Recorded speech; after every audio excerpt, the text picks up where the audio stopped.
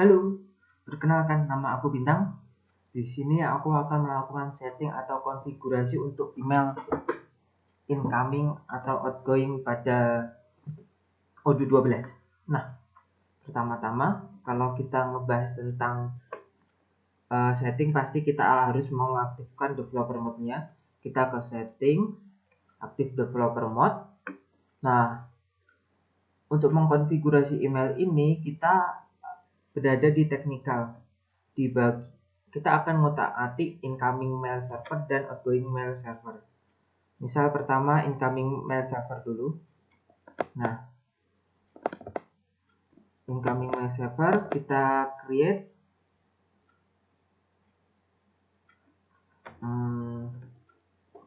misal namanya Gmail. Servernya ini ada 3 macam: pub server, IMAP server, local server. Kita pakai pub server aja yang familiar namanya, sering digunakan. Untuk server name-nya kita menggunakan ini bebas sih nulisnya, nama server yang digunakan nggak bebas juga sih terkait. Terus portnya ini menyesuaikan, ini keubah sendiri otomatis. Emailnya kita pakai ini. Terus passwordnya sebenarnya bebas.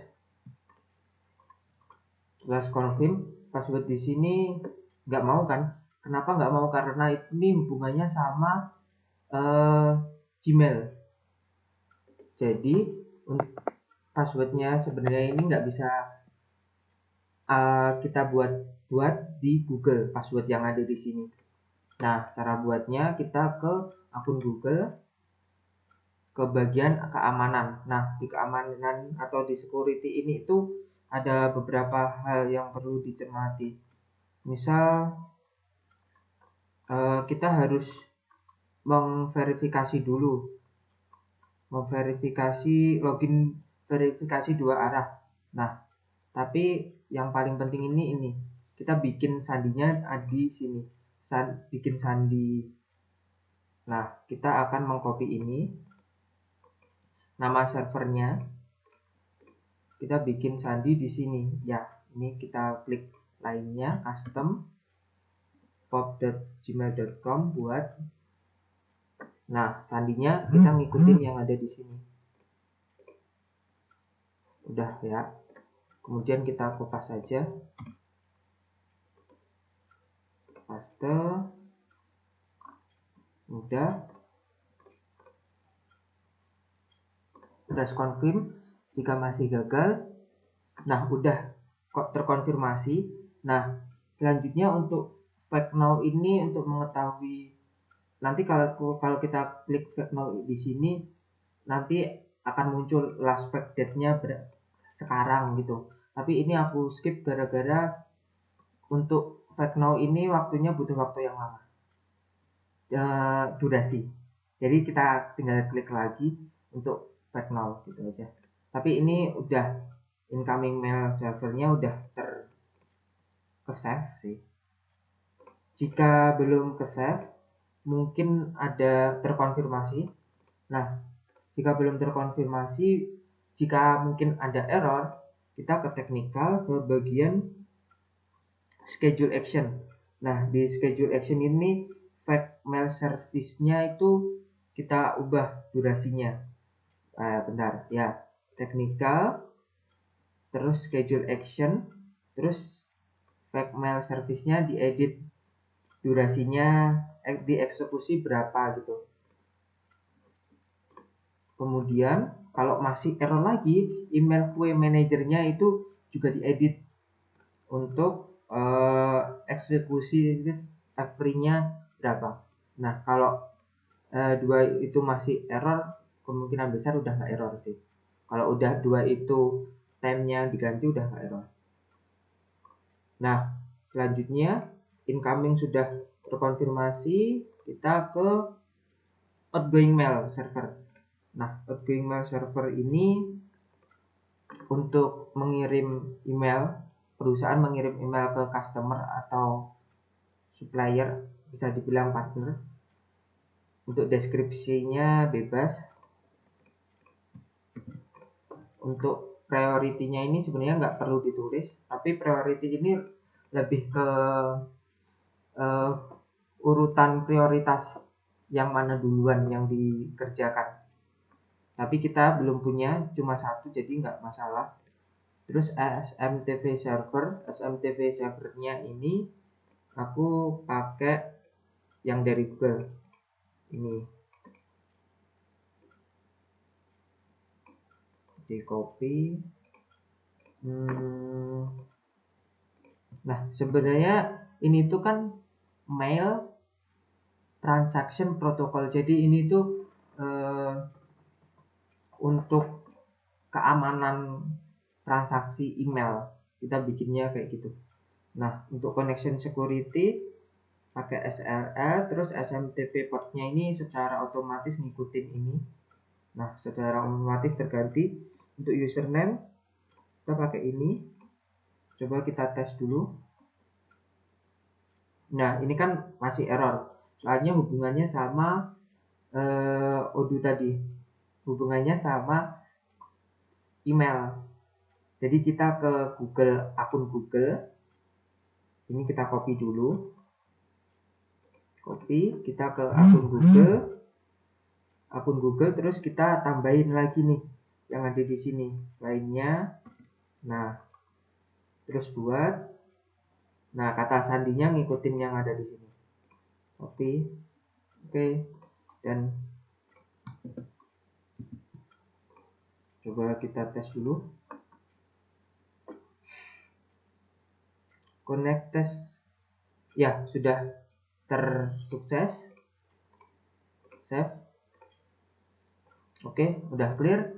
Nah, untuk menguji outgoing mail server ini berhasil, kita coba kirim data sesuatu. Kalau sudah ini developer mode-nya sudah bisa di nonaktifkan, sudah nggak perlu lagi. Kemudian kita coba ngirim quotation atau apa sesuatu ke email tertentu. Misalnya kita bikin quotation, kita kirim quotation aja ya. Customer-nya kita create customer dulu. Create customer namanya Fasilkom misal. Emailnya ini. Aduh. Copy email address. Email yang penting adalah emailnya. Konfigurasi. Oke, udah. Kita save.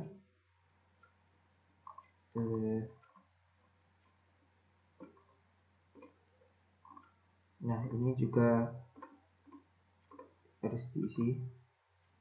Nah, udah. Fasilkom add product ini kita sebagai ini ngasal aja nggak apa-apa. Kita hanya ingin menguji mengirimkan suatu dokumen. Nah, ini kan kita send by email kan. Kita ngirim quotation by email. Nah, secara otomatis terkirim. Nah, ini coba untuk memastikan aku kirim ke ini juga, kedua nomor ke bintang agung. Nah, udah, kita coba kirim. Ini template kan, template dari Odoo-nya emailnya. Kita coba ngirim dokumen aja yang penting.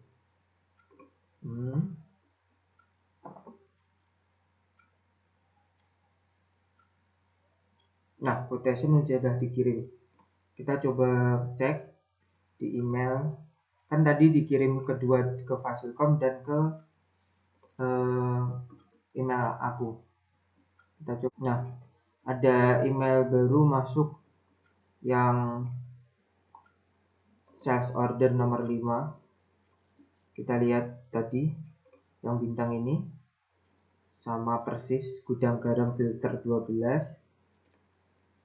Gudang garam filter 12 ini ya sales order harganya sekian. Harganya sesuai.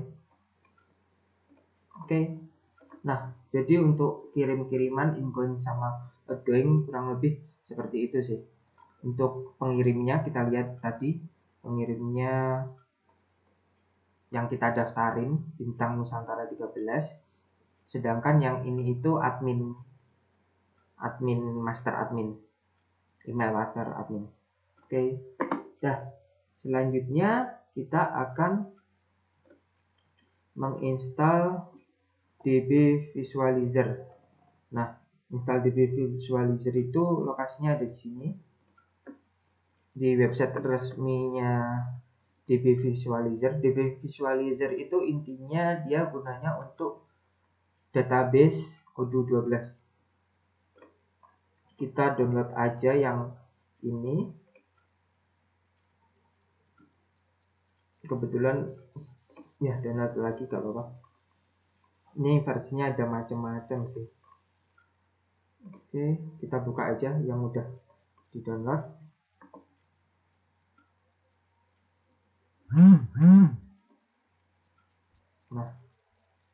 Nah, bentar. Next.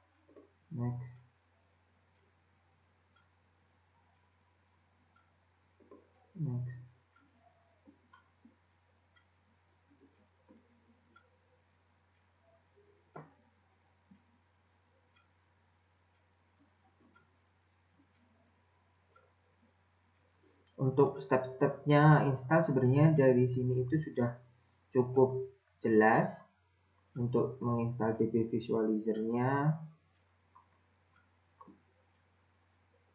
kita install aja, download, install, lalu create database, terus hubungannya ada PostgreSQL. Bentar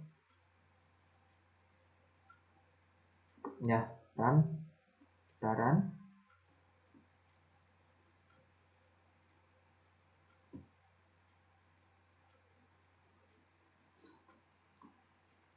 Ini term and condition-nya, ya kita accept aja. Ini kita beri nama